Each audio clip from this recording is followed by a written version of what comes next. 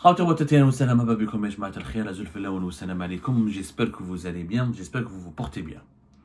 Algérie-Part est le seul média qui enquête sur la fameuse affaire du fils du général-major, le défunt général-major Ahmed Boustela, l'ancien patron de la gendarmerie algérienne de 2000 à 2015, et qui est mort en octobre 2018, si je ne me trompe pas.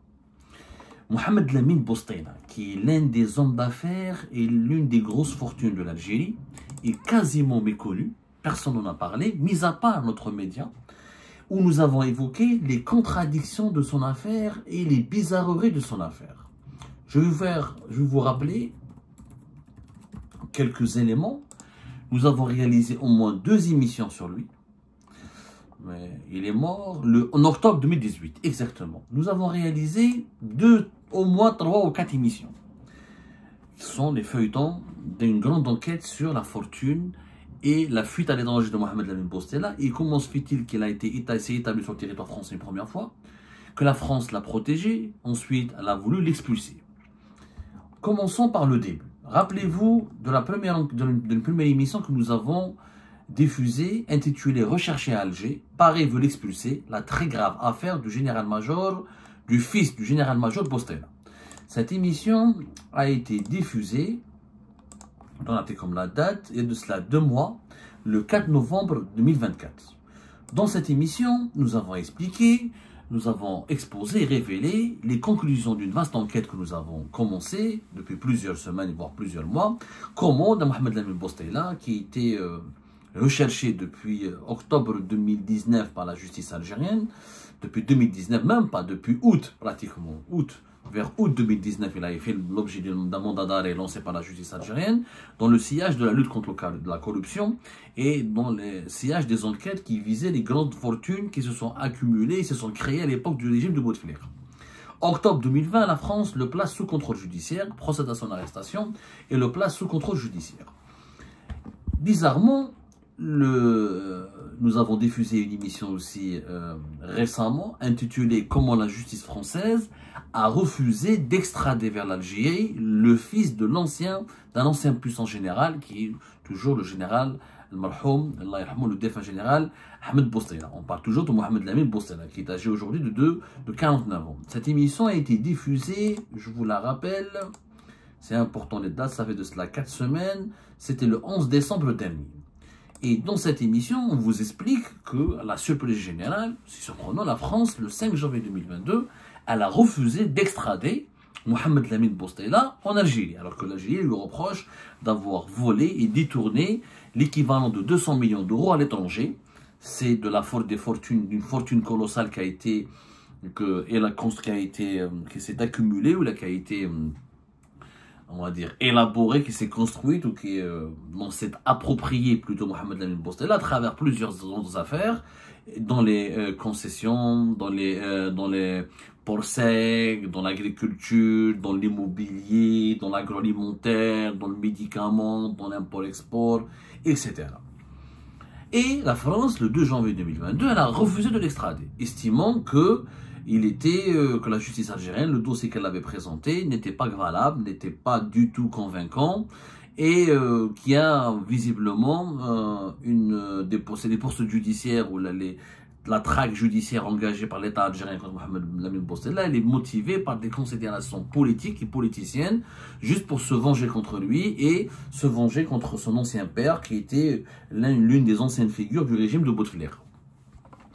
Comme par hasard, en 2024, alors qu'il a été blanchi, la justice française n'a pas dit qu'il était innocent. Elle a juste dit qu'on ne va pas l'extrader, que le dossier de la demande d'extradition de l'Algérie, elle n'était pas convaincante ni persuasive et qu'elle ne contient pas des éléments qui démontrent qu'il peut être jugé de façon équitable et de façon correcte ou de façon impartiale parce que c'est une affaire politique. Il risque d'être torturé ou d'être incarcéré de façon arbitraire sans être jugé équitablement. La justice française n'a jamais dit qu'il était innocent. Mais comme par hasard, en 2024, vers la fin de l'année 2024, vers le 2e semestre de l'année 2024, la justice française qui a protégé Mohamed Boustela d'une extradition vers l'Algérie, Cette fois-ci, c'est les autorités françaises, c'est le ministère français qui a lancé une demande d'expulsion à l'encontre de Mohamed Lamine Bostela. Et dans cette demande d'expulsion, le ministère français de l'Intérieur, ses services expliquent qu'il a eu des connexions avec des réseaux criminels qui ont développé des activités illicites et dangereuses sur le territoire français. Et depuis, l'affaire, elle est restée bloquée. On ne sait même pas, est-ce que Mohamed Lamine Bostela a été expulsé ou pas. Il avait une carte de séjour d'une année renouvelable. Son statut était donc normalement résident sur le territoire français. Il avait des biens et certains actifs immobiliers financiers en France. Et la France, en 2024, après l'avoir refusé de l'extrader en 2022, elle décide de l'expulser. De l'expulser, pas de le livrer à l'Algérie. L'affaire Mohamed Lamine Bostela, l'une des plus grosses fortunes encore en liberté, en fuite en Algérie, à l'étranger, mais l'une des plus grosses fortunes algériennes encore en fuite, elle soulève plusieurs questions et elle illustre à elle-même la complexité des relations algéro-françaises. L'affaire Mohamed Lamine Bostela elle-même, vraiment, elle illustre cette complexité-là. Nous avons donc un gars qui est soupçonné par l'Algérie d'être impliqué dans des affaires de corruption, de blanchiment d'argent, de transfert illicite à l'étranger et d'enrichissement illicite. La France a décidé de le protéger au début, parce qu'elle refuse de le livrer à l'Algérie. Mais en 2020, c'était en 2022. Et en 2024, la France qui change totalement de position et elle le soupçonne de représenter un risque très élevé pour sa sécurité publique. Et il est suspecté de mener des activités graves, mafieuses, contre la sécurité et l'ordre public en France. Qu'est-ce qui se passe dans ce dossier? Personne ne veut nous dire la vérité. Il y a le silence des autorités algériennes et le silence des autorités françaises. À chaque fois que nous décidons de nous approcher d'une source officielle, d'une autorité officielle qui devrait pour qu'on lui demande de nous éclairer à long terme, d'abord, pourquoi la France a refusé d'extrader Mohamed Lamine Bostela, maintenant veut l'expulser, où est-ce qu'il est, qu'en est-il de sa fortune qui est en France? Et l'Algérie, la même chose, à chaque fois qu'on lui demande, d'abord en Algérie, il faut savoir que c'était le silence total sur l'affaire Bostela. De 2019 à 2023, c'était le silence total. Personne n'en a parlé.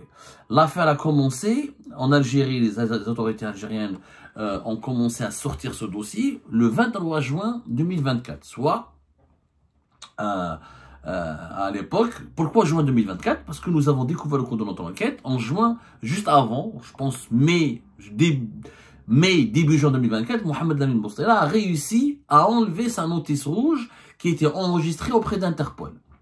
Quand l'Algérie lance un mandat d'arrêt international contre un corrompu, contre un criminel, contre quelqu'un qui est impliqué dans des affaires criminelles ou dangereuses, notamment corruption, blanchiment d'argent, le mandat d'arrêt international est envoyé vers Interpol pour que l'Algérie demande de publier une notice rouge. Une notice rouge, c'est quoi? C'est un document qui fera, c'est une notice, comme son nom l'indique, rouge, ça veut dire que ce sont des personnes recherchées. C'est une notice qui est éditée ou inscrite dans la base interne d'Interpol, qui est l'organisation de coopération qui regroupe l'ensemble de toutes les polices nationales du monde. Et dans cette base de données, toutes les polices de frontières au monde, ils ont accès au fichier Interpol. Quand quelqu'un a une notice rouge, quand il voyage à travers le monde, dans un aéroport, quand il y a des contrôles au niveau aéroportuaire ou portuaire, ou là, au niveau des postes frontaliers, et ben ça signale, c'est un fichier qui signale, c'est une notice qui signale, comme quoi il est recherché par son pays d'origine qui est l'Algérie, et Interpol demande donc aux polices nationales, aux autorités policières du pays dans lequel elle a été contrôlée, cette personne faisant l'objet de notice rouge, de procéder à son arrestation. Ensuite, les États sont souverains. Les États, quand ils procèdent à l'arrestation de personnes faisant l'objet de notice rouge, ou ils décident de les livrer au pays d'origine qui les recherche, ou ils décident de les juger eux-mêmes et de comprendre qu'est-ce qu'on leur reproche. Donc, Mohamed Lamine Bostela entre mai et juin 2024, il réussit à enlever sa notice rouge. Pourquoi? Parce que la justice française, elle a refusé de l'extrader vers l'Algérie. C'est quand même incroyable. Donc, c'est à ce moment-là que le pôle économique et le pôle des affaires économiques et financières de la tribunal de Sidi Mohamed a relancé l'affaire Bostela. D'ailleurs, 8 personnes ont été présentées devant ce parquet. Un nouveau mandat international a été lancé à l'encontre de Mohamed Lamine Bostela. Et les 8 personnes ont été majoritairement placées en détention. Les autorités algériennes donc n'ont pas abandonné le dossier, ils l'ont mis en veille. Pourquoi l'avoir mis en veille entre 2020 et 2024? Là aussi pas de réponse, pas de réponse. Ils ont décidé de le poursuivre et de relancer l'enquête sur les complices et les activités de Mohamed Lamine Bostela. Dans l'enquête qui est menée en cours par le pôle économique, par le pôle pénal économique et financier de Sidi Mohamed, donc l'enquête s'est étendue à plusieurs hommes d'affaires, à plusieurs complices dans l'administration algérienne, mais aussi des complices dans dans une banque étrangère qui est très connue, c'est une banque française, Société Générale Algérie. Et dont certains de ses responsables, Société Générale Algérie, sont accusés de complicité, d'évasion de capitaux et de blanchiment d'argent au profit de Mohamed Lamine Bostela, qu'il a réussi, à travers ses activités avec la Société Générale, de transférer des sommes importantes en devises à l'étranger. Nouveau rebondissement, vers la fin de l'année 2024, les autorités judiciaires algériennes ont décidé de franchir un nouveau cap et ils ont décidé de procéder à des saisies. Auparavant, ils n'ont rien saisi. Auparavant, il y avait un mandat d'arrêt en 2019, une instruction qui a été bloquée en 2020. Et plus rien. Personne n'a entendu parler de Mohamed Lamine Bostela. 2024, juin 2024, la justice se réveille et fin de l'année 2024, il y a eu des saisies. La justice algérienne a décidé donc de saisir 300 hectares de terres agricoles appartenant à Mohamed Lamine Bostela dans la région de Mnia, dans le wilaya de Ghardaya. Je pense que Mnia est devenu même wilaya délégué, c'est dans la région au sud de Ghardaya. Les sociétés de ces sociétés appartenant à Mohamed Lamine Bostela, qui sont Fenech Logistique et Mars Logistique, qui sont spécialisées dans la gestion des ports secs et le transit portuaire, et tout ce qui est transit portuaire et les activités de gestion des conteneurs. Des participations dans une société étrangère qui s'appelle Abd Ibrahim Remed Pharma. Arcas Algérie, c'est très connu, c'est un transporteur turc. C'est un transporteur turc de conteneurs et de logistique. C'est un armateur, on va dire, voilà. C'est une compagnie maritime turque qui transporte les conteneurs, qui a des navires pour transporter les marchandises à travers le monde. Et dont le principe, dans l'associé, a été pendant de longues années en Algérie, Mohamed Lamine Bostela. C'est un armateur turc spécialisé dans le transport des marchandises. Donc, ces parts dans Arcas Algérie ont été saisies. Une villa, un local commercial situé à Alger ont été aussi saisis. Et des comptes bancaires qui ont été ouverts auprès de la Société Générale Algérie au nom de Mohamed Lamine Bostela ou de certains nombres de ses complices. Tout ça, ça a été saisi. Ces mesures, donc, normalement, devraient signifier ou devraient traduire la volonté de l'Algérie, ou la volonté de l'État algérien de réouvrir sérieusement le dossier de Mohamed Lamine Bostela, et de récupérer l'argent qui, pour l'Algérie, est issu de la corruption, du blanchiment d'argent. Sauf que l'Algérie, s'il n'y a pas de participation et d'aide judiciaire de la part de la France, une assistance de la part de la France, l'Algérie ne pourrait pas mettre la main sur les biens et la fortune de Mohamed Lamine Bostela à l'étranger. Alors je rappelle, en France, Mohamed Lamine Bostela, selon nos investigations, il dispose de plusieurs comptes bancaires dans des banques réputées comme Orange Bank, comme Barclays, qui est une banque anglaise qui dispose d'une filiale ici en France. Ce sont de l'argent, c'est des sommes importantes dissimulées derrière des prête-noms et gérées sous le nom de son épouse, notamment l'épouse de Mohamed Lamine Bostela. Des biens immobiliers qui, dans le 16e arrondissement de Paris, qui ont été achetés et occupés avec des sociétés écrans montées par Mohamed Lamine Bostela et certains de ses prête-noms et complices en France. Un appartement de 500 mètres carrés à Barcelone, qui a une valeur supérieure à 5 millions d'euros. Plusieurs hectares dans une localité balnéaire prisée dans une station balnéaire de la communauté de la région de la Catalogne. 2 sociétés en Suisse. Chacune de ces sociétés est dotée d'un capital qui dépasse le million d'euros. Supervisée par un administrateur suisse qui est secondé par un autre binational algérien dont nous n'allons pas citer le nom parce que on lui a promis de lui envoyer des questions très précises pour comprendre son rôle, parce qu'il aurait été apparemment le complice de Mohamed Lamine Bostela. Ensuite, il se serait disputé avec Mohamed Lamine Bostela parce que apparemment Mohamed Lamine Bostela accuse son ancien complice de lui avoir volé de l'argent. Donc on ne va pas citer son nom parce on s'est engagé à lui envoyer les questions pour obtenir les réponses.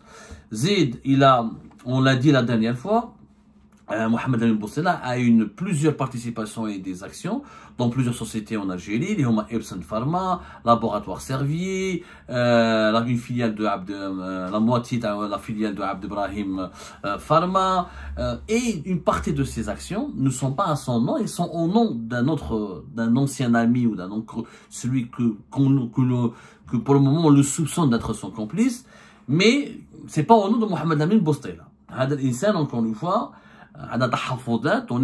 on émet des réserves parce que pour qu'on nous dise pas que vous diffamez les personnes ou vous dénigrez les personnes sans leur donner la parole, nous sommes en train de mener les investigations et nous sommes en train de lui préparer tout un ensemble de questions sur sa relation avec Mohamed Lamine Boustela et les accusations dont il fait l'objet, parce que nous avons récupéré des documents qui démontre que Mohamed Lamine Boustela a formulé auprès de la justice française et de la justice algérienne plus tard de graves accusations contre son ancien ami qu'il aurait volé de l'argent et qu'il aurait détourné des actifs pour les utiliser à son compte. On en parlera tout à l'heure. Cette affaire, elle est totalement absente au niveau du tribunal militaire. Donc l'Algérie ne pourrait jamais récupérer ses biens et cette fortune à l'étranger en Suisse, en Allemagne, notamment en Suisse, en Espagne et en France, s'il n'y a pas la coopération judiciaire des justices suisses, espagnoles et françaises. Sauf que, comme nous avons de très mauvaises relations en ce moment avec des pays importants comme la France et l'Espagne, et comme la justice algérienne malheureusement n'est pas en train de faire un travail professionnel et qu'elle a longtemps mis en veilleuse cette affaire de façon bizarre et étrange entre 2020 et 2024, elle a du mal donc à coopérer avec les juges français et les juges espagnols. Il n'y a pour le moment, encore une fois, qu'Algérie qui parle de cette affaire. Donc nous avons appris les saisies de... On a l'impression que la justice algérienne a commencé à bouger au moment où elle a compris que Mohamed Lamine Boustela bénéficierait peut-être d'une protection en France. Que la justice algérienne peut-être va essayer d'instrumentaliser l'affaire de Mohamed Lamine Boustela pour aggraver son bras de fer avec la France ou pour accuser la France de protéger des corrompus ou de protéger des fils d'eux. Les fils d'eux, c'est des fils des hauts responsables algériens qui sont traqués par l'Algérie et qui ont volé de l'argent en Algérie. On a cette impression-là. Est-ce que c'est vrai? Je n'en sais rien. Pour être tout à fait sincère avec vous. Mais ce que je sais, c'est que cette affaire, elle est compliquée. Mais vraiment compliqué, à la fois pour les deux pays, à la fois pour l'Algérie et pour la France. Pour Alger, Mohamed Lamine Boustela, c'est une cible prioritaire.